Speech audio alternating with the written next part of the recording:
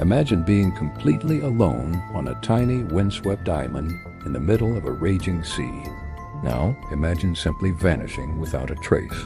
This is the real-life mystery of Eilean Mor, a remote Scottish isle, and the 3 lighthouse keepers who disappeared from it in December 1900. The Flannan Isles Lighthouse was a beacon of safety in the treacherous North Atlantic. Manned by 3 seasoned keepers, Thomas Marshall, James Ducat, and Donald MacArthur, it was a lonely but vital post. Everything seemed normal until December 15th, when a passing ship, the Arctur, noted the light was out. This was highly unusual, a serious breach of protocol for such dedicated men, but bad weather prevented anyone from investigating immediately. For nearly 2 weeks, the lighthouse remained dark.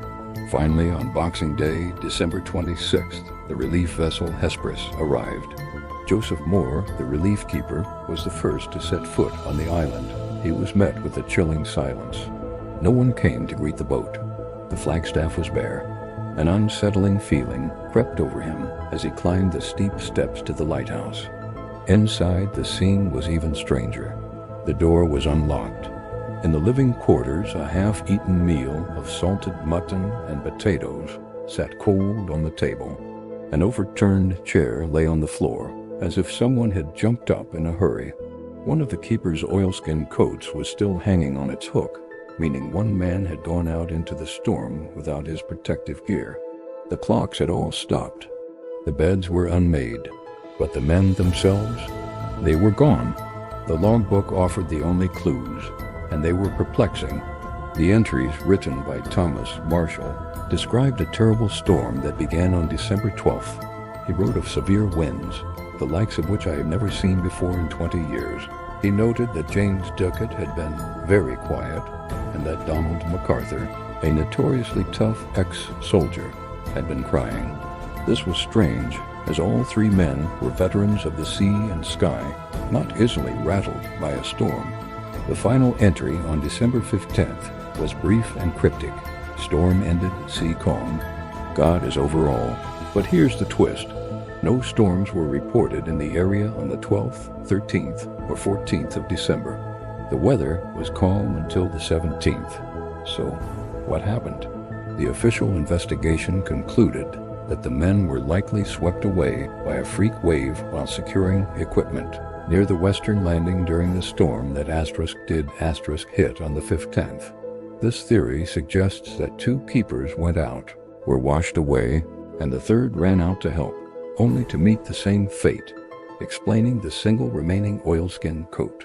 But this explanation has never fully satisfied everyone. Why would all 3 experienced keepers break regulations and leave the lighthouse unmanned? Why the strange logbook entries describing a phantom storm?